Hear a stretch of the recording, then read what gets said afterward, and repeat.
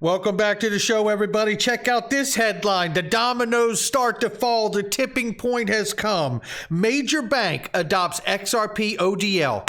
Somebody roll that beautiful intro.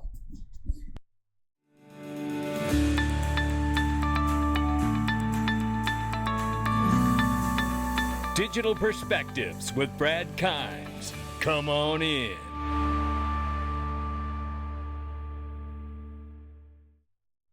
Welcome back to the show, everybody. You can follow us on TikTok, YouTube, Twitter, and Facebook for exclusive content. Right now, $873 billion market cap. We're up 1.3%.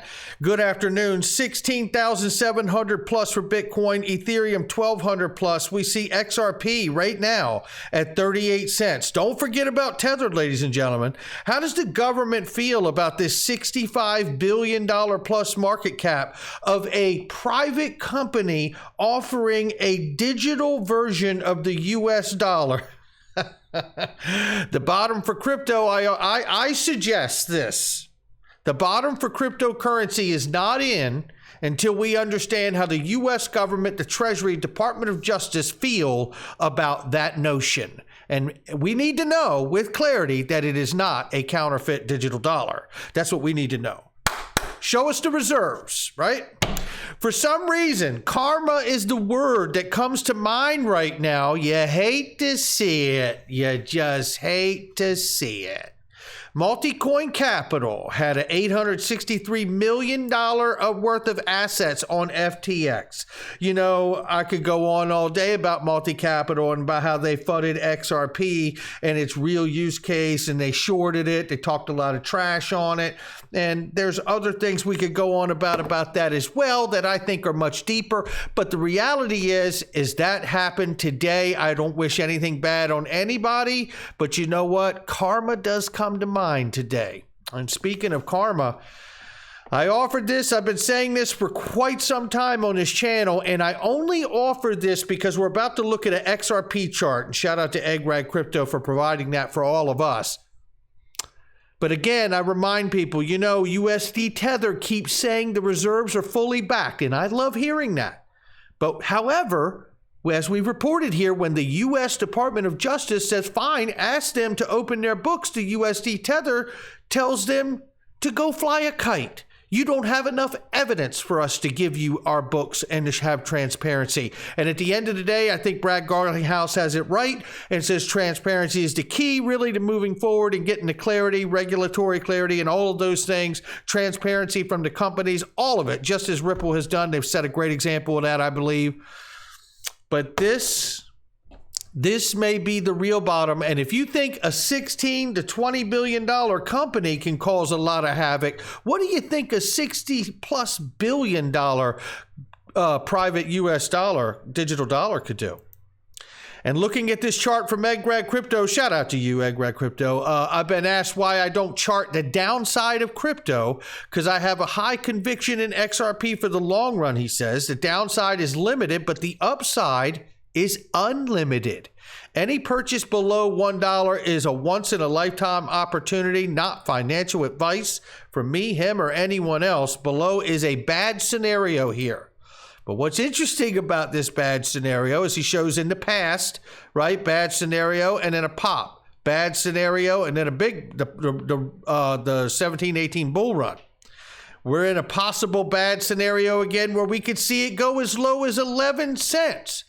And if the fundamental news works out that Tether does not have the reserves and they do go in and investigate and discover that and they rip that out of the system, which could happen, I believe that could cause a really, really damaging effect to the entire market. Obviously, every crypto involved, and that could cause maybe a smash of the market that could affect XRP, and you could see it go as low as this 11-cent barrier here. It doesn't mean it will happen. These are possible scenarios of looking at a downside. If it does, I'm going to do my best to buy whatever's left because I completely have faith in it. I'm not giving financial advice. I do not give financial advice. I'm sharing my digital perspectives. I want to be clear on that. Everyone has a different appetite for risk. And it's very important that you understand what yours is. And a lot of that is relative to your life, your income, your bills, your family, what your obligations are, and make sure that you're not overextended. So in moments like this, or a moment like this that could come, when they happen, you don't get upset because you know you're not over leveraged. And that's a very key important thing that only you and I as individuals could know for ourselves. But let's get to some good news, because we got some. And I mean, it's big news. First XRP ledger-based USD stablecoin USDS launched with SEC qualified custodian. We're talking about Stably, which was announced some time ago, but it has happened, ladies and gentlemen, and that is remarkable news for us. And there's even better news. Look at Weed Say When taking this picture right here with the gentleman from GateHub. The announcement of on and off ramp for all 13 supported stablecoins issued by GateHub will be fully integrated into the Zum wallet. You will be able to fund and withdraw coins without leaving Zum. How about that? Whoa! That's getting very, very functional for that wallet there, ladies and gentlemen. That is big stuff right there. And so is this. As we reported, the Bank of Australia, CommBank, the largest financial conglomerate, CommBank, will begin migrating cross-border payments to the ISO 20022 standard this month. But what you need to understand is, one, as we've talked about, Ripple, XRP, Stellar, and XLM are the only two DLT companies that are on the standards body committee for ISO 20022. Now, that is a messaging language that is being standardized across the entire financial industry, SWIFT included, obviously, right? Now, what's important is that we know that there is the ability through that messaging language to allow to incorporate the use of brand new digital assets. Here we have from Michael Branch and Crypto Granny, known as Susie Trader, who is from Australia, and she's a huge financial professional in the space and has been for many, many years. Now, what I'm going to show you is this clip that is about 5 minutes here, and you need to see every single bit of it because, again, Susie has spent her professional career in the financial industry, working with Vostro accounts and finance. She's been here in this YouTube space for a few years now. She's one of the earliest people to do her own formulations and calculations about XRP price in the early days. Should be about $300 or so. She had a way of formulating price there. Really extremely bright lady. If you're not following her, you should. But what I want you to do is listen to this 5 minutes of how she breaks down being in Australia, being in finance, understanding the major adoption that just occurred with this. And I offer you that we've just seen one of the first dominoes fall, and the SEC can't do a damn thing about it.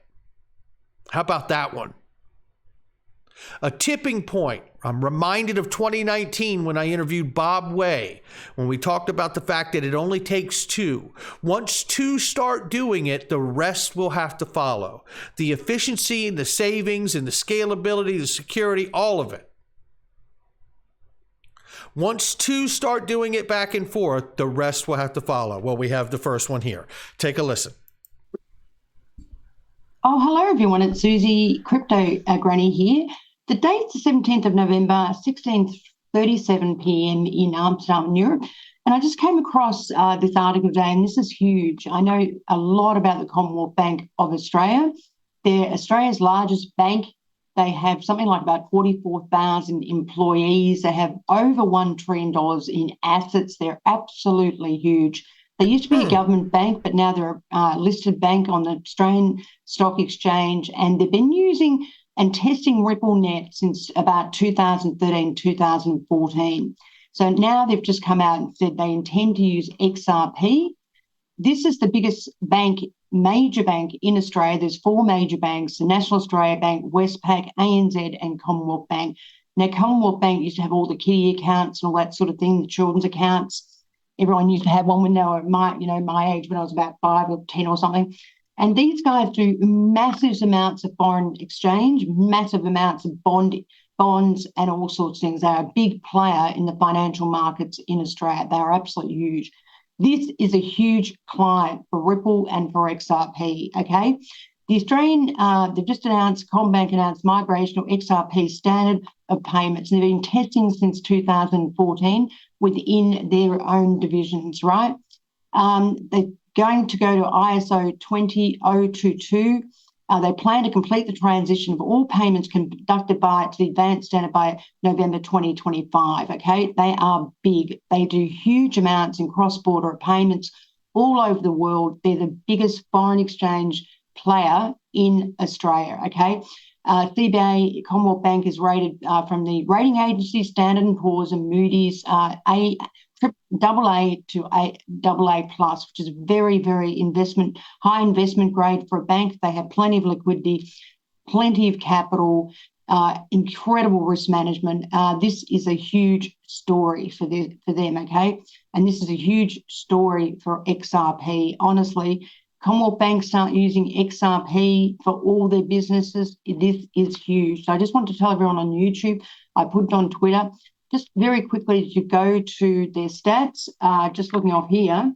They're in Sydney, obviously, founded in 1911, headquarters in Sydney. They have about 807 branches, 2095 ATMs. They're all over the world, literally all over the world. This is 2020 figures.